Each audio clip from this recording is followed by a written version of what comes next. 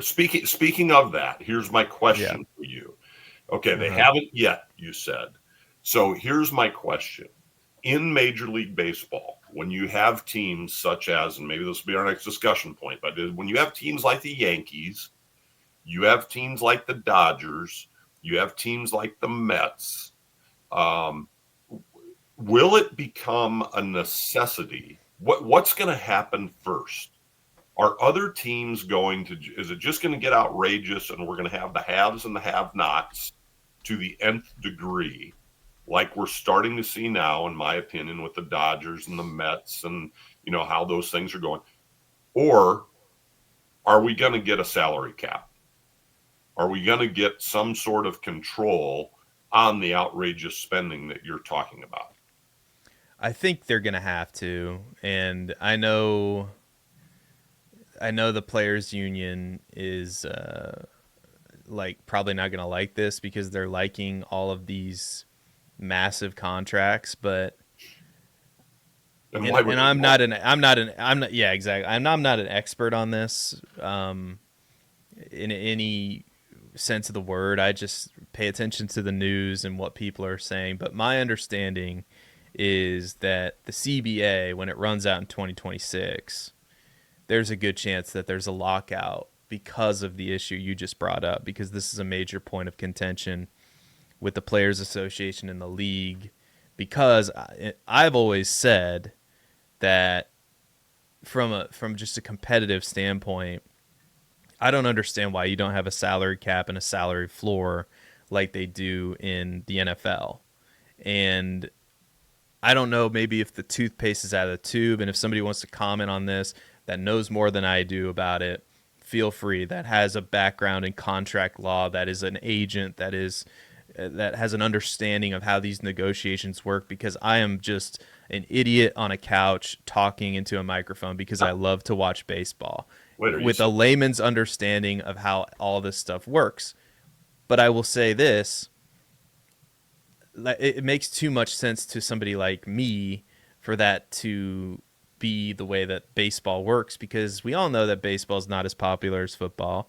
We all know that there are, entering into the season, half the league is not going to be competitive. And maybe some people feel similarly in the NFL as well, but at least there is the thought or the idea behind every team that, okay, they have to spend this much. Nobody can go above this amount. You know, the team that, is the worst in the league picks first every year. There's so much that the NFL does to try to balance out and make everything fair and make everything flip. Like right? make everything like you can go from worst to first in the NFL very easily. It doesn't work that way in baseball because obviously there's a minor league system and it takes players longer to develop in baseball than it does in the NFL, and that's always going to be true to a certain extent. But I don't think from a fan perspective, and that's how I'm coming at this, it hurts us to force teams to spend a little bit of that money, and Mm-hmm. if I'm the Cleveland, and from the team's perspective, if I'm the Cleveland Guardians or if I'm the Royals, and I know the Royals, maybe that's a bad example because the Royals have spent more money recently, but if I'm one of these teams near the bottom in payroll, and I think the Guardians are a perfect example, and you're making the playoffs, you're probably thinking, why would we spend money? Why would I go overspend on a 30-year-old player who might be good, who might not be good, who might help us, who might not, when we are so good at churning out these prospects year after year after year that we'll just, you know, we'll keep some of these guys, but once it comes time for somebody to make an amount of money that we're not comfortable spending, yeah, we're going to trade them and we're going to get more prospects and we're going to keep this machine going, So I understand it from both sides, but from a fan's perspective, it's always been my opinion that you should have a salary cap and a salary floor to push some of these teams like the Pirates and some of these teams at the bottom who never spend any money to actually be an active participant in the league, because it really feels like, and I guess the Cardinals are in this category this year, that a lot of these teams just kind of sit on their hands and go, well, we're not going to spend that much for him. Nope, not going to do it. And there's obviously a conversation to be had there, but what do you think of all that? Like, what's your take on it? Well, I mean, you mentioned that the NFL and the NHL is another example of a league that has a salary cap, right? And of course the Players Association has been, I mean, I think it's one of their proudest things, like that they don't have a salary cap is something that is a major deal for them, right? But when you look at the NFL and the NHL, has the salary cap really made a difference in those leagues? I mean, has it really? uh, who has won the Super Bowl out of the last 5 years? Who's won the Super Bowl? Well, the Chiefs. Yeah, the Right? Like, Chiefs. They yeah, call it the Arrow. They call it the Arrowhead Invitational for a reason. The yeah, AFC Championship game. right. And why is that what they call it in Kansas City? Yeah. Welcome to the Arrowhead Invitational, because I think 6 out of the last 7 years it's been in Kansas City. Yeah, yeah. And so when you look at that in the big picture, who's the most recent repeat World Series winner? Like, it's not like there's now. I think arguably the Dodgers are going to be contenders for a long, long time. That there's a possibility for that. But Yeah. when you look at the salary cap in the NFL, and you've got repeat champions every year, is it really making a competitive difference for that league? And the NHL, I'm not as familiar with in terms of how it's impacted them, but in the big picture, I don't feel like you see, a lot of there are teams in the NHL that nobody knows who they are because they're just not postseason teams, right? There are perennial postseason teams in the NHL as well, arguably. Mm-hmm. And so, with that, because the argument for the salary cap, or at least one of the arguments for the salary cap, is that it's going to level the playing field, right? Yeah. Then we're going to have better. And the reality is that it hasn't in those other leagues, or at least, it wouldn't seem to have. So I don't know, if in the big picture, because baseball's so different, you also don't see, Congress getting involved with NFL matters and things of that nature. But maybe because it's so different in that regard, you just aren't going to see that become part of what's happening. And I would hate to see a lockout, especially right now, at least in the Cubs world, because anytime you're not playing baseball, we both know that, because we see these players. You said, 30 something, and sometimes 30 something means that's baseball's over for you, right? Like, Yeah. 35, 37, you don't see too many Tom Brady's lingering around the baseball field, still getting the job done. And so I'm not exactly sure what my point was there, except that when a lockout, yeah. So when a lockout happens, or when COVID happens, when those types of things happen, you've got players who are using years that are very valuable years. And I just hate to see that happen. Not only for the fans, but for the players themselves. Like, do you really want to go to bat for another couple $1,000,000? Uh, and when it means that you're not playing the sport that you love, I mean, I don't know. I don't know.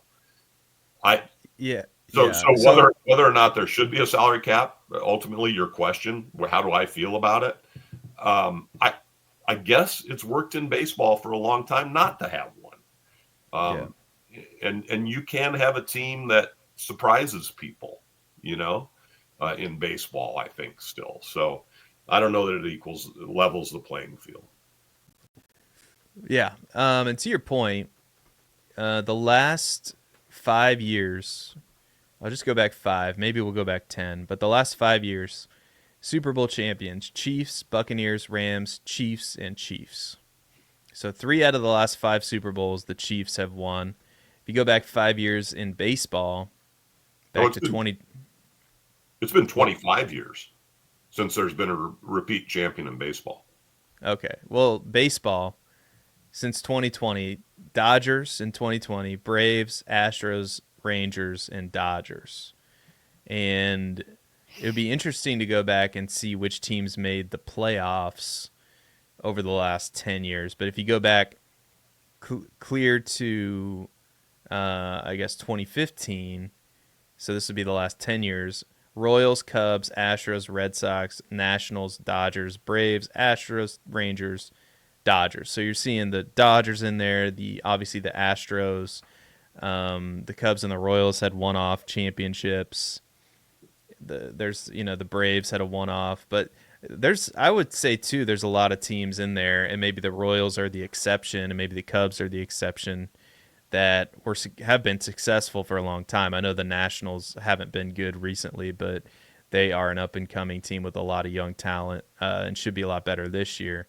So Well, again, and we'll that's interesting because you mentioned the playoffs, mhm. and the other thing that baseball has done to try to level the playing field is they've expanded the playoff picture, right? Because Mhm. now you've got teams that even though they might not be winning a division, they get that wild card in there, and that's something I think they stole from other leagues too. But Yep. that works to level the playing field as well. Without having to rely on a salary cap. So it's not like Major League Baseball's not doing things to try to level things out. But, um, again, you're not seeing that repeat champion. So I don't know how much of a push there will be for it. Yeah, and everything that I hear too from people that like David Kaplan, who's ESPN 1000, and some other prominent people who are pretty plugged in, think that there's going to be a strike. Mm-hmm. So we'll hopefully that doesn't happen, because obviously that we This almost season? we almost no in Yeah, 2026, yeah, like when the CBA is yeah. up. Because you also have the issue too from a player's perspective of arbitration and team control, and a lot of these players, if you get up to the major leagues at 21, 22 years old, you don't get a contract for 5 or 6 years, and then you're like 27, 28, and that's probably best case scenario. The Cubs famously did this with Chris Bryant, kept him in the minors for more time than he probably should have been there, so he could get another Mm-hmm. year of control. It's smart to do. You run the risk of pissing off your player, Mm-hmm. but it's smart from a business The perspective. business So, move. Yeah. so that's there's that to consider too, and there's a whole bevy of issues as well. I'm sure that are gonna because I have this article I pulled up from Baseball America, and it just goes into detail, and maybe I'll link it in the description of the last CBA and what potentially could be at stake in this upcoming CBA. And I was hoping I could just pull up some I guess some blurbs from it or some sections from it, but it's a very detailed and thorough article. So I'll probably just link it in the description. But it is, it is an interesting conversation to have, and it's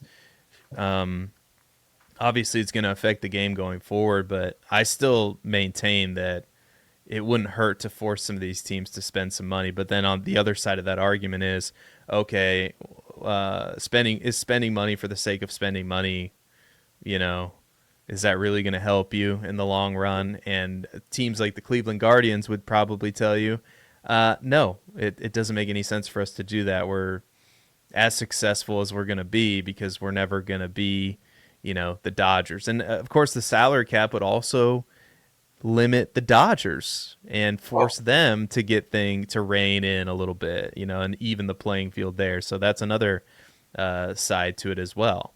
Well, I think you're going to see growing more and more growing resentment of the Dodgers and the Mets and their ability just to spend through the roof, and that's what's going to make it. You know, that's when the owners are going to come in and they're going to go, "Hey, we listen, they're going to propose it again, right? Like we need a salary cap." Um, Yep.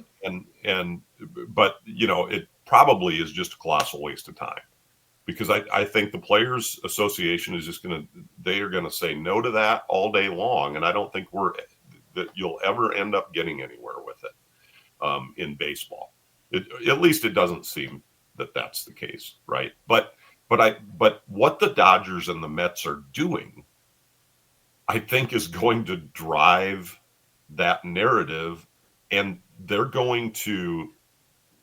um, they're going to continue to make a lot of people angry, right? I mean, these are the kinds of things I think that back in the day caused different leagues to start up and different divisions to be made. These kinds of arguments, because if you're a Pittsburgh or if you're, you know, an Anaheim or you're, you know, I'm just trying to think of some teams that you know have struggled to compete even with you know good players like Skeens and Trout and you know even Otani, right? If you're those kinds of teams, why would you not start to go? You know what? Uh, we're or St. Louis, for example. You know, hey, we're never going to be able to compete monetarily with the Dodgers, so we're gonna branch out. You know, I don't know what the agreements are like. You know, it's happened in the past, right? History of baseball, those kinds of things have happened. I don't know if baseball teams can just say, "Yeah, we're out," you know, of the league. I, there's too much money to be made from profit sharing and all that stuff. But Right.